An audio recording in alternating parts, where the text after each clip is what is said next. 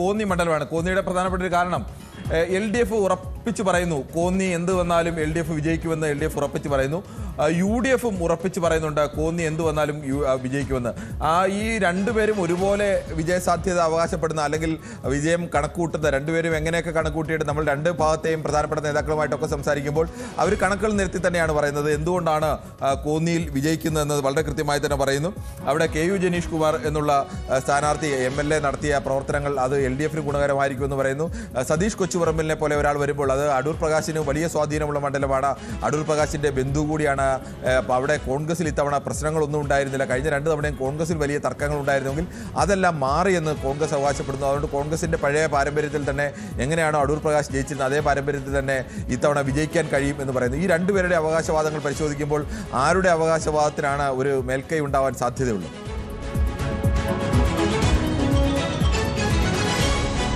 കോന്നി കുറച്ചുകൂടി കൃത്യമാണ് എന്നാണ് കിരൺ തോന്നുന്നത്. ഈ അടൂർ പ്രകാശിന്റെ ബന്ധുവാണ് എന്ന് പറയുമ്പോഴും അടൂർ പ്രകാശിനോളം എത്തുന്നില്ല എന്നുള്ളത് തന്നെയാണ് യാഥാർത്ഥ്യം. അടൂർ പ്രകാശിന്റെ ഏറ്റവും അടുത്ത ശിഷ്യനായ റോബിൻ പീറ്ററെ അടൂർ പ്രകാശ് തന്നെ കളത്തിലിറങ്ങിയിട്ട് പോലും ആ മണ്ഡലം തിരിച്ചു പിടിക്കാൻ കഴിഞ്ഞില്ല എന്നുള്ളതാണ്. അതായത് പരമ്പരാഗതമായി ഒരു ഇടത് മണ്ഡലമായി നിൽക്കുന്ന സ്ഥലമാണ് കോന്നി. അവിടെ അടൂർ പ്രകാശ് എന്ന ഒരുപക്ഷെ ഇലക്ഷൻ മജീഷ്യൻ എന്നൊക്കെ നമുക്ക് വിലയിരുത്താം.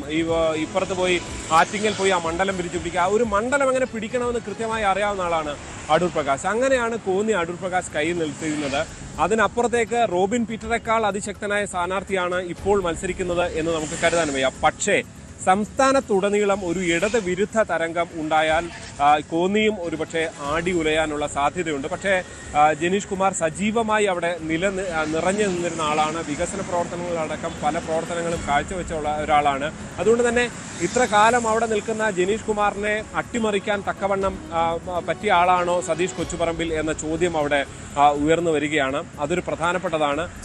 പക്ഷെ അവിടെയും ഈ സംസ്ഥാനത്തൊട്ടാകെ എന്തെങ്കിലും തരത്തിലുള്ള തരംഗമുണ്ടായാൽ മാത്രമായിരിക്കും അതിന് ഇടതിന് നഷ്ടമാകാൻ സാധ്യത. കിരൺ, ഇനി അടുത്തത് ശ്രീജിത്ത്, നമുക്ക് റാന്നിയിലേക്കാണ് വരേണ്ടത്.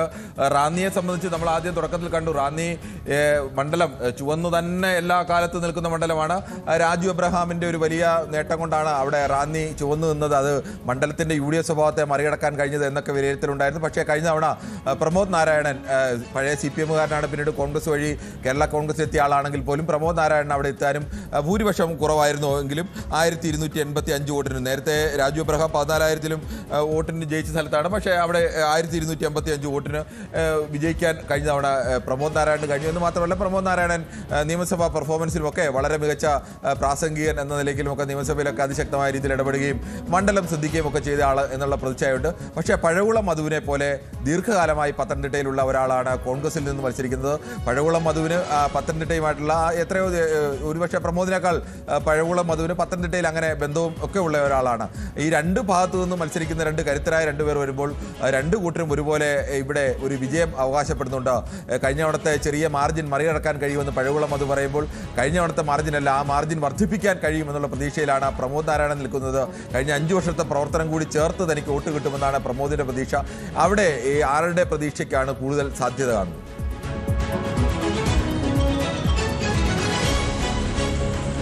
കിരൺ, അവിടെയും ഒരു ഇഞ്ചോടിഞ്ചു പോരാട്ടം പ്രവചനാതീതം എന്ന് പറയാൻ കാരണം അവിടെ ഇത്തവണ BJP-യോ അല്ലെങ്കിൽ BDJS-ഓ അല്ല മത്സരിക്കുന്നത് എന്നുള്ളതാണ്. അത് അവിടുത്തെ ഒരു പ്രധാന ഫാക്ടറാണ്. പ്രത്യേകിച്ച് 2020-യുടെ സ്ഥാനാർത്ഥിയായി ക്രിസ്ത്യൻ വിഭാഗത്തിൽ നിന്ന് ഒരാളാണ് മത്സരിക്കുന്നത്. അവിടെ ഒരു ഘട്ടത്തിൽ അദ്ദേഹം ശബരിമല വിഷയമൊന്നും തെരഞ്ഞെടുപ്പിൽ പ്രതിഫലിക്കില്ല എന്ന് പോലും NDA-യുടെ സ്ഥാനാർത്ഥി അവിടെ പറയുകയും പിന്നീട് കുമ്മനം രാജശേഖരൻ അത് തിരുത്തി പറയുകയും ഒക്കെ ചെയ്യുന്ന രാഷ്ട്രീയ സാഹചര്യം അവിടെ ഉണ്ടായിട്ടുണ്ട്.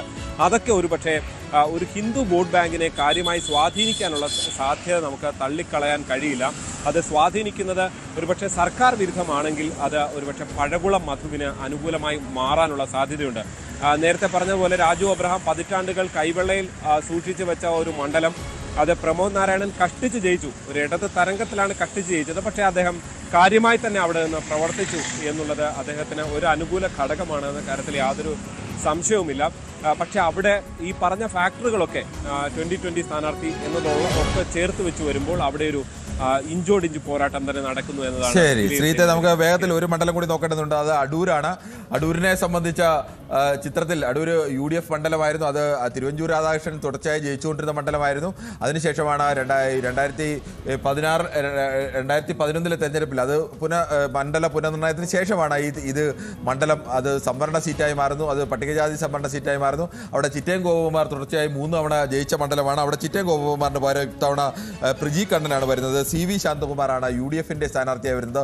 UDF കാണുന്നത് ഈ അടൂരിൽ ഉറപ്പായും UDF ഇത്തവണ പിടിച്ചെടുക്കാൻ കഴിയും എന്നുള്ളത്. തദ്ദേശ തെരഞ്ഞെടുപ്പിന്റെ കണക്കുകൾ മാത്രമല്ല, ചിറ്റയം ഗോപകുമാറിന്റെ ഭൂരിപക്ഷമൊക്കെ വളരെ കുറഞ്ഞ ഭൂരിപക്ഷത്തിലാണ് ചിറ്റയം ഗോപകുമാർ കഴിഞ്ഞ തവണയൊക്കെ അവിടുന്ന് ജയിച്ചത്. 2919 വോട്ടായിരുന്നു. അതിനു മുമ്പ് അദ്ദേഹത്തിന് 25,000 വോട്ട് കിട്ടിയ സ്ഥാനത്താണ് ഈ നേരത്തെ ഈ പറഞ്ഞതുപോലെ 2 മണ്ഡലങ്ങൾ കിട്ടിയതും ഈ 1000-2000 വോട്ടിൻ്റെയൊക്കെ ഭൂരിപക്ഷത്തിലാണ്. അത് പിടിച്ചെടുക്കാൻ കഴിയുമെന്ന UDFന്റെ ഉറച്ച പ്രതീക്ഷ. UDF അങ്ങനെ തന്നെയാണ്. UDFന്റെ കണക്കുകൂട്ടലുകൾ തന്നെ അങ്ങനെയാണ്. UDFന് ഉറപ്പായും ജയിക്കുന്ന ഒരു മണ്ഡലം എന്ന തരത്തിൽ തന്നെയാണ് അവർ അടൂരിനെ കാണുന്നത്. LDF കൂടുതൽ വാർത്തകൾക്ക് News 18 Keralam YouTube channel subscribe ചെയ്യുക.